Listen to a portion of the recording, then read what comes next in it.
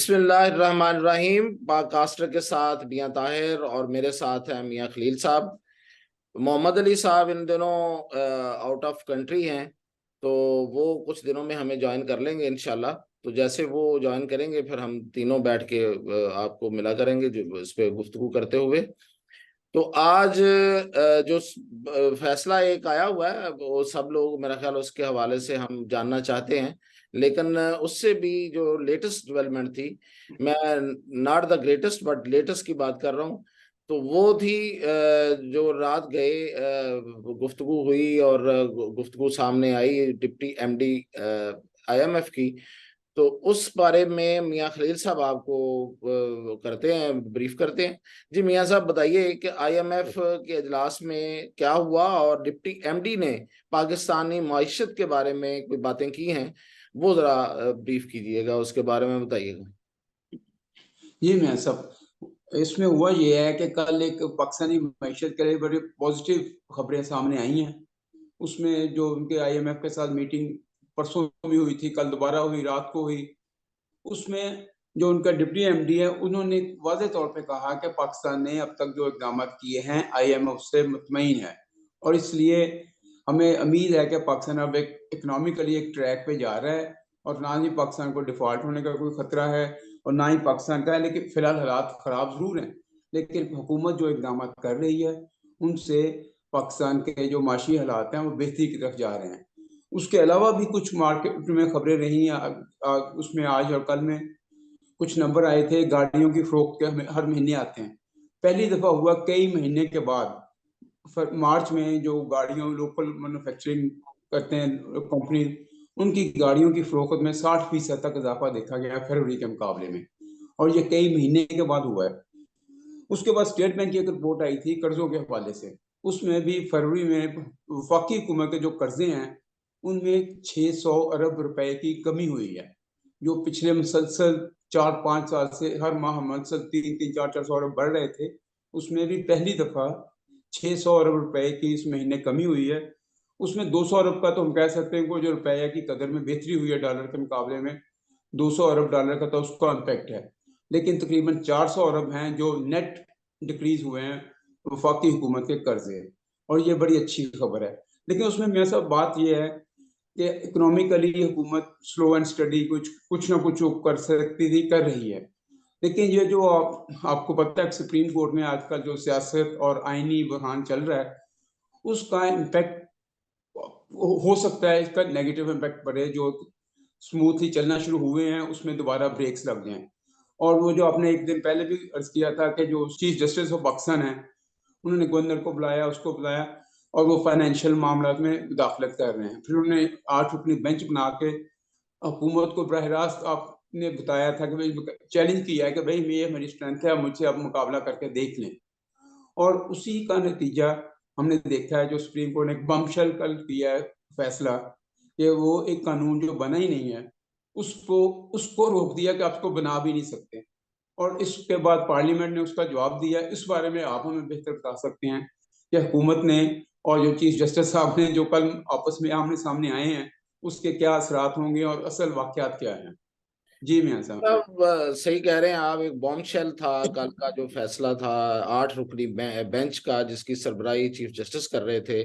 और वो कल रात बना था, यानी कि पिछली रात को, जो जुमेरात बुध की रात को बना था। और उन्होंने जुमे को कोई मेरा ख्याल है कि समात 35-40 मिनट की समात थी, थोड़ा इससे ज्यादा होगी। और उसमें जो जिसने चैलेंज किया था उसके जो वकील इम्तियाज सदीकी हैं, उनके दलाइल चढ़ते रहे और जजेस बिल्कुल खामोश थे। कोई उनकी तरफ से ना कोई सवाल किया गया, ना कोई क्रॉस क्रॉस क्वेश्चनिंग थी, ना ही कुछ भी नहीं था, खामोशी से नोट्स लेते रहे। और उसी वक्त हमें ये महसूस होना शुरू हो गया था कि ये स्टाइल तो फैसला देने वाला है। इसमें थोड़ा सा ब्रीफ बता दूं मियां साहब कि ऐसे हुआ है कि ये बिल जो है वो अभी बिल की शक्ल में था, यानी कि जिसमें सुप्रीम कोर्ट प्रोसीजर्स एक्ट जिसे कहते हैं, जिसमें चीफ जस्टिस के इख्तियारात को बेसिकली 3 जजेस के दरमियान तकसीम किया गया। यानी कि उन इख्तियारात को जिसको कहा जा रहा था कि ये इख्तियारात जो है वो डिस्क्रेशन इतना बड़ा है कि उससे सुप्रीम कोर्ट का मतलब सिर्फ चीफ जस्टिस है, तो उसको रेगुलेट करना किया हुकूमत ने, क्योंकि सुप्रीम कोर्ट खुद नहीं कर रही थी। सीनियर जजेस पिछले कोई कई साल से फुल कोर्ट का मुतालबा कर रहे थे। फुल कोर्ट का मतलब ये होता है कि आपने सुप्रीम कोर्ट के जो रूल्स हैं उस पे आपने गौर करना है, और उनमें अगर कोई तब्दीली तरामीम करनी है किसी तरफ से, कोई सीनियर जज की तरफ से या किसी और जज की तरफ से जो कोई तजावीज़ आ रही हो, तो उन पे आपने गौर करके तो नए बनाने। तो वो फुल कोर्ट नहीं हो रहा था। फिर जाहिर है कि पार्लियामेंट को इसमें आना पड़ा, क्योंकि सब अदालत की वजह से जो कुछ पिछले कई दिनों से, कई महीनों से, बल्कि कई सालों से जो कुछ हो रहा है, तो वो डायरेक्ट उसका जो अफेक्टिव हैं वो सियासत है, वो सियासतदान है और वो पार्लियामेंट है। जिस तरह के फैसले आए हैं दोहराने की जरूरत नहीं है। तो उस पे जब ये बिल बना, तो बिल अभी मंजूरी के मराहिल में है। अभी तो जाहिर है, अभी ये जो कल जुमेरात गुजरी है, इससे अगली जुमेरात को उसने कानून बनना था। लेकिन क्या कहने कि उस पे एक 8 रुकनी बेंच बना, और 8 रुकनी बेंच ने उसको सुना और बस सुना, और उसके बाद शाम को उन्होंने एक बॉम्ब शेल गिरा दिया और सीधा सीधा पार्लियामेंट को पैगाम दे दिया कि हम पार्लियामेंट को की कानून साजी को नहीं मानते। ये उठा के हमने फेंका है। अब आप देख लें हम क्या कर सकते हैं। आप लोगों को, आपको पता है मियां साहब और हमारे नाजरीन को, कि कुछ दिन पहले एक फैसला जो जस्टिस फायद ईसा की सरबराही में 2-1 के निस्बत से आया था, और उस वो भी यही फैसला था इसी तरह का, उसमें भी रेगुलेट किया गया था। तो उसमें भी फौरी फौरी 6 रुकनी बेंच बना, और उस बेंच ने 5 मिनट की से भी कम समाअत की फिशू करके उस फैसले को उड़ा दिया। और आज भी कुछ ऐसे ही हुआ है। आज कोई समाअत थोड़ी लंबी हो गई थी। तो इसके जवाब में जो हुकूमत का रद्द अमल रात के वक्त आया है, वो बहुत सख्त रद्द अमल है। मैं और आप उस वक्त भी बात कर रहे थे कि मैं समझता हूँ कि फर्स्ट टाइम इन हिस्ट्री, खास तौर पे हमारे चाचू, हमारे प्यारे वजीर आजम शहबाज शरीफ के होते हुए, ऐसा स्टर्न, ऐसा सख्त किस्म का रद्द अमल आना, मेरा ख्याल है कि सबके लिए हैरान कुन था। और बड़े सख्त अल्फाज इस्तेमाल किए गए, बड़ी सख्त फ्रेजिंग है उसमें। उन्होंने इसको वफाक और पार्लियामेंट पे हमला करार दिया है, और कहा है कि जनाब इसका हम भरपूर तरीके से मुकाबला करेंगे। अब वो भरपूर तरीके से मुकाबला शुरू हो गया उधर से। वो चीफ जस्टिस ने, मैंने कल कहा था, आपने उसी का शायद हवाला दिया है, कि मैंने कल कहा था कि चीफ जस्टिस ने बेसिकली अपने मसल शो किए हैं 8 रुकनी बेंच बना के। बताया ये है कि मेरे साथ इतने जज हैं, और 8 जज मतलब वो टोटल हो गए हैं, और अक्सरियत आपने साबित कर दी है।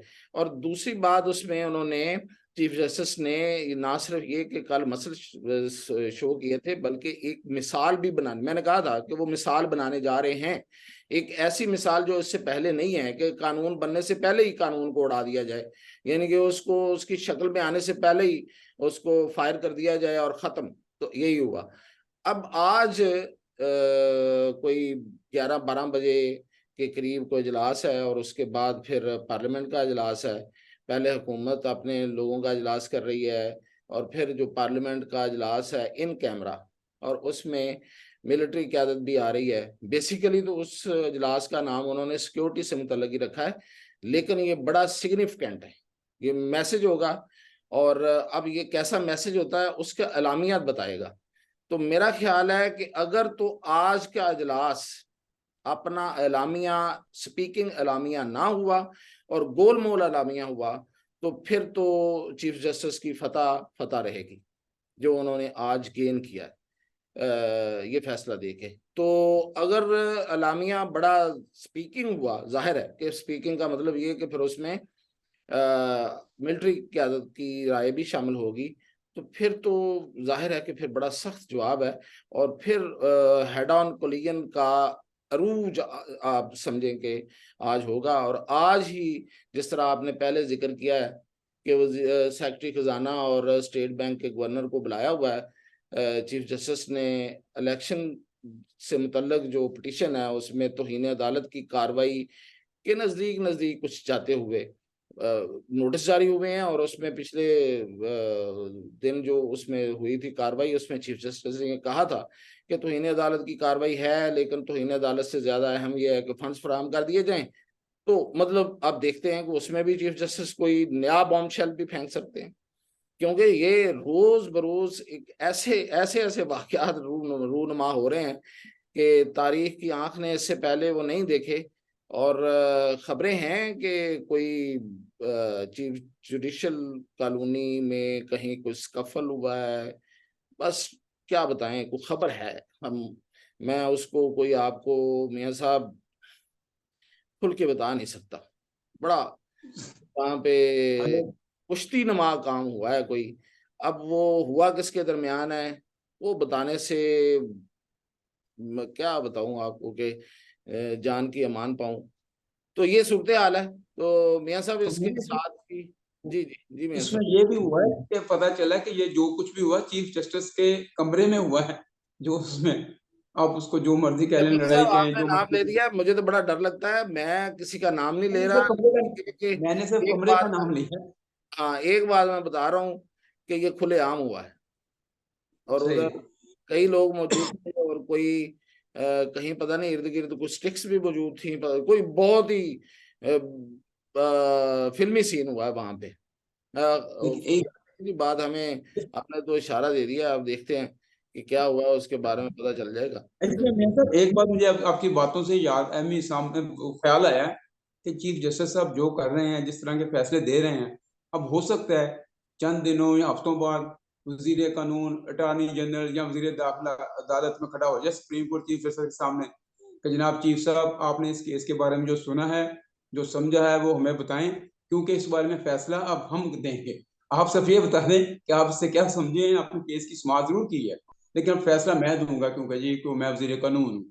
इस तरफ सूरत लगता है जा रही है, लेकिन ये देखें अल्लाह ये जो बेहतर आप करे। बात कर रहे हैं ना, इसका थोड़ा सा ट्रेलर अभी कल हुआ है। जिस तरह वजीर कानून ने कौम से माफी मांगी है और प्रेस कॉन्फ्रेंस में जब इत्तेहादी जमातों के सियासतदान सारे बैठे हुए थे, लीडर्स, तो उसमें उसने कहा है कि मैं माफी मांगता हूं और हुकूमत की तरफ से भी अपनी तरफ से भी कि हमें ये कॉम्प्रोमाइज नहीं करना चाहिए था जूनियर जजेस को चीफ जस्टिस के कहने पर। अब आपको पता है इसमें भी कि चीफ जस्टिस ने जो हुकूमत ने बताया, जो हमें जराये से पता चला कि चीफ जस्टिस ने ये कहा था कि आप मुझे जजेस लाने दें तो मैं आपको रियायत दूंगा। तो उन्होंने तो जजेस लाने दिए, यानी कि चाचू ने लाने दिया हाँ, था। असल में तो देखें, वजीर कानून माफी मांग रहा है और वो कह रहा है कि जी मैंने हुकूमत के कहने पे किया। तो हुकूमत में तो चाचू आपको पता है सबसे बड़े कंप्रोमाइजर हैं, तो वो हमेशा ऐसे मौकों पे झुक के गुजरते हैं। तो वो झुक के गुजरे हुए आप आज भुगत रहे हैं ना जी, आपके सामने है वो। दोनों जज उधर ही बैठे हुए थे। आज 8 की तादाद ऐसे थोड़ी हो गई थी। अभी तो अभी चीफ 6 से 8 जस्टिस बोल रहे हैं मजीद 2 जजेस लाने के लिए। बैठे। देखें फिर अब नई डेवलपमेंट देखते हैं, अभी वेट मियां करते साहब हैं कि आज। आज फिर देखते हैं कि क्या डेवलपमेंट होती है। और डेवलपमेंट की के लिए सबसे जो नजरें हैं वो हैं पार्लियामेंट की तरफ। और उसमें शुरका, और शुरका में आपको पता है कि अपोजिशन भी है। अपोजिशन अब एक बंदा मतलब वो अपोजिशन का भी है जिसपे अपोजिशन को भी इतराज नहीं है, वो है मोहसिन लगारी, जो डायरेक्ट इलेक्शन से आए हैं, पिछले दिनों इलेक्ट होके आए हैं। और वो बिल्कुल पेटेंट किस्म के पीटीआई के बंदे हैं। रियाज जो हैं, अपने क्या नाम है जी उनका, जो फैसलाबाद राजा रियाज। राजा रियाज, राजा रियाज। उस पे तो इतराज है पीटीआई को, लेकिन इन पे तो इतराज नहीं है। तो अब वहां पे उनकी मौजूदगी में वो इन कैमरा इजलास होगा और मिलिट्री क़यादत सवालों के जवाब भी देगी और बहुत सी चीजों पे वो अपना आप भी बताएगी कि क्या होना चाहिए क्या नहीं होना। ठीक है जी, इंशाल्लाह फिर इन अपडेट्स के साथ दोबारा हाजिर होंगे। अल्लाह हाफिज।